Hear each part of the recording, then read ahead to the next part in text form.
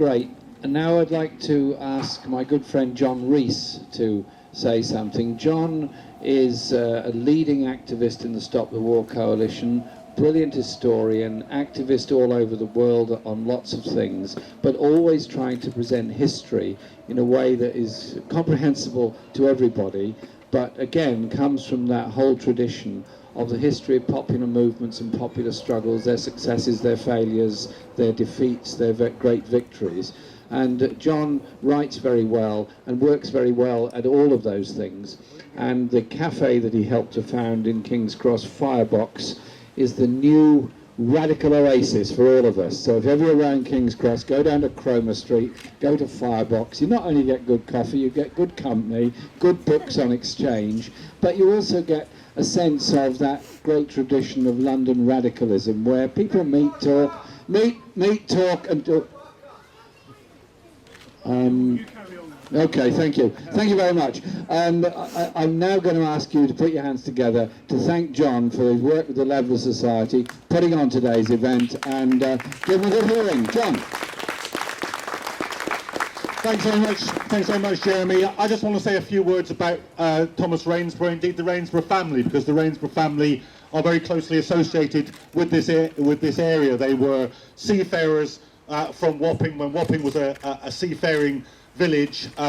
William Rainsborough, Thomas Rainsborough's father, helped establish the church, St John's Church here, when it was first set up in 1617. He himself is buried in this churchyard, was buried here in 1642, just 6 years before his more famous son Thomas was buried here. Thomas Rainsborough is probably best known for the part that he played in the Putney debates, when the Levellers and the elected agitators of the New Model Army debated with the grandees, with the officers of the army, about what kind of society would emerge from the English Revolution. And perhaps some of the most famous words uttered during the entirety of the English Revolution were said by Thomas Rainsborough in those debates, and I just want to read them to you now. He said that the poorest he that is in England hath a life to live as the greatest he.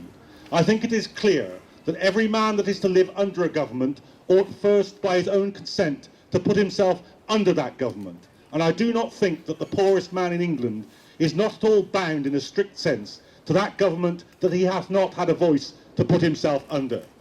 Now those were revolutionary words in 1648, and he was detested by the Cavaliers and by the Royalists for his outspoken advocacy of democracy in the English Revolution, and he was killed as he was conducting one of the last sieges of the Second Civil War in Pontefract. He was in his lodgings in Doncaster when a Royalist raiding party broke into his room, dragged him into the street.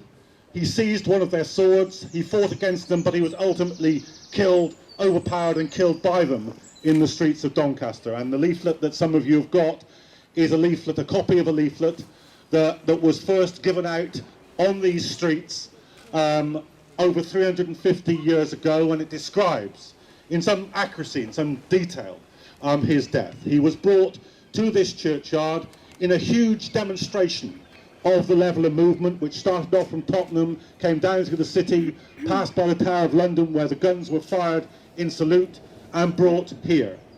The regimental flag of Rainsborough's regiment was sea green, as we see the Rainsborough Regiment today have it.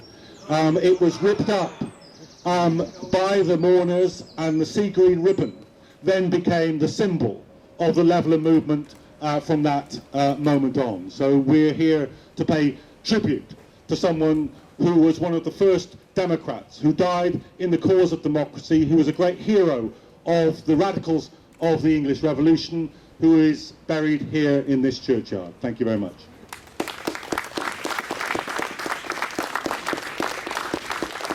Thank you very much, John. Raise the banner. Let's have the green flag over here.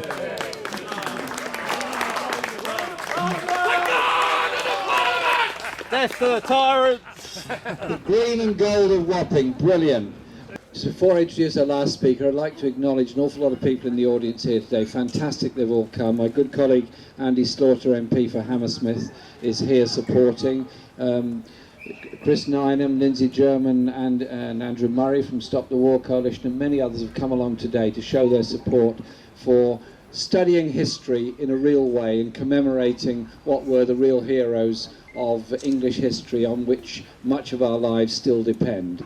When we set up a thing in Islington called the People's Plaque Movement, we now have a sort of vote on what plaque is going to be put up. So we're very modern. We do online voting on what the plaque is going to be. And after a bit of a campaign, we put up a plaque in Highbury to commemorate the Peasants' Revolt, because the Peasants' Revolt concluded its march in Highbury where they sacked the Priory and because they were against the poll tax, quite rightly so as well. This was in 1381. And it's put up on a pub called the Highbury Barn in Highbury. And I said to the council, who better than Tony Benn to unveil it? Tony duly came along. An incredible audience, hundreds and hundreds of people came to commemorate it. And Tony gave an absolutely brilliant speech there about the contribution of the Peasants' Revolt in the 14th century to our lives today. And indeed the Civil War was much the same. And Tony has taught me a great deal during his life, particularly his analysis of history and where our power, our strength and our understanding comes from. And that's why it's so appropriate that today we should have Tony Benn here to unveil this plaque, and then we're going to have this volley from the parliamentary forces behind us. They promised not to attack any of us here, but they did say if there's any passing royalists going down Wapping High Street, they might be forced to turn their weaponry the other way round. So could you please give an incredibly warm welcome to somebody who I think is a great hero of the Labour movement in this country and the much wider world, my good friend Tony Benn.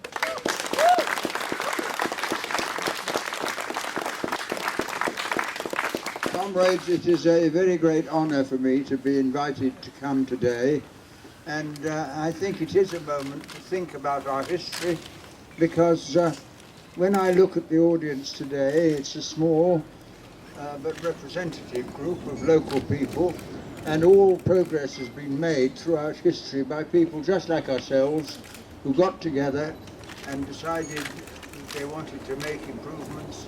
And that's how change occurred. Every generation fights the same battles for justice and peace and democracy and human rights, and we haven't completed that campaign yet, so we still have our work to do where we live. I often think of the Roman invasion of Britain, and of course when we were conquered by Rome, we became slaves of the Roman Empire. There were no rights at all, nobody had votes, there was no parliament, and over the years, as a result of the work done by Colonel Rainsborough and many others, we have succeeded in making huge changes which have benefited the people of this country.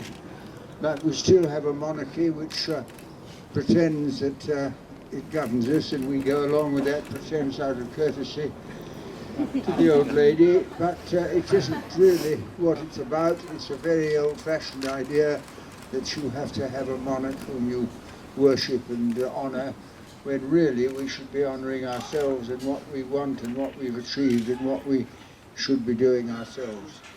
And this is an ongoing battle. It never ends, it never will end.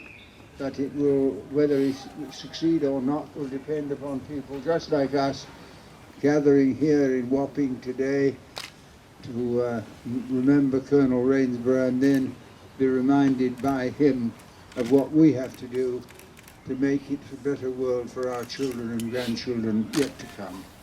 So thank you very much for inviting me. I'm really honoured.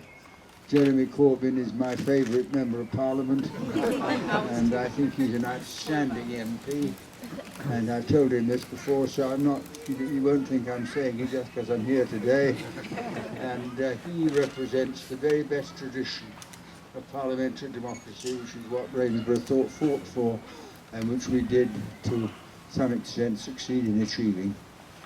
So this is a great day. I look forward to hearing the shots fired by the Leveller soldiers, and we have to remember that force has played a part in bringing about the changes we want. Although most of us here believe in peaceful change, you know that if kings and queens and emperors try and govern you, you may have to take to the gun to free yourself, and that's a lesson we should never forget. So thank you again. Good luck. I look forward enormously to unveiling the plaque, and particularly after Jeremy said there was a popular discussion as to what should be on the plaque. So be ready for a surprise, and I will be too. Thank you very much.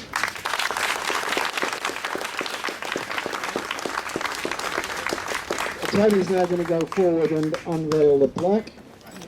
Rani, do you want to count us down to do that? Rani, you can take the microphone and count us down when Tony's Come forward, Tony, come forward.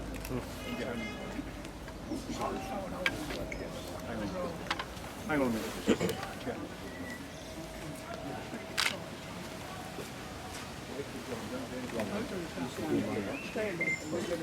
No, you are. I pulled it, they shoot me, that guy over there. Right, Ryan, John? Where's John gone? John? Is John sorting something out? Get closer a little bit, together. We're now running this. Listen to John. We're just going to unveil the plaque, and then the Ranger Regiment are going to march round, salute the plaque, and move back into the centre for the volley, so you'll all be able to see what's happening. Run it through the camera. Countdown. 5, 4, 3, 2, 1.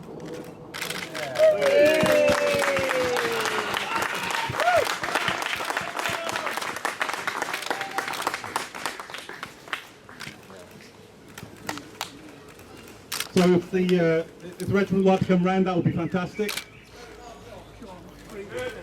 And the plaque says, Thomas Rainsborough was buried in this churchyard on the 14th of November 1648 after a funeral procession organised by the Leveller movement. Rainsborough was a spokesman for the Levellers and a colonel in the New Model Army. He was killed by a royalist raiding party during the siege of Pontefract. On the day of the funeral, a Leveller leaflet recorded the inscription on Rainsborough's tomb. It proclaimed that Rainsborough had made King, Lords, Commons, Judges shake, cities and committees quake. It was, he said, just, valiant and true, and it edited with the words that here Rainsborough bids the noble Levellers adieu.